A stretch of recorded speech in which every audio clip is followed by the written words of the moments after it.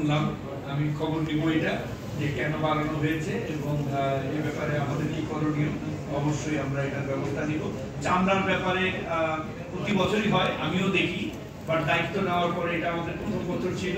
আমরা কিন্তু চামড়া নির্দিষ্টকরণ করে বলে দিয়েছি যে জেলা পর্যায়ে 1000 টাকা লবণযুক্ত চামড়া এবং ঢাকা শহরে 1200 টাকা করে লবণযুক্ত চামড়া মানে ক্রয় করা হবে। তারা আমাদেরকে বলেছে, আমরা এটা মনিটরিং করে আগামী বছর যেন যে গ্যাপগুলি আছে সেই গ্যাপগুলো যাতে পূরণ হয় সেই ব্যাপারে প্রয়োজনীয় ব্যবস্থা নিব। যেহেতু এটা টু আর্লি, আমরা এখনো 64টা ডিস্ট্রিক্টে আমাদের ডিস্ট্রিক্টের যারা ডিসি আছে তাদেরকে আমাদের নির্দেশ দেওয়া আছে তারা কোন জেলায় কতগুলি চামড়া সংরক্ষিত হলো, কতগুলা কেনা হলো, অবিকৃত হলো, এই জিনিসগুলোর আমরা একটা পরিসংখ্যান নিব।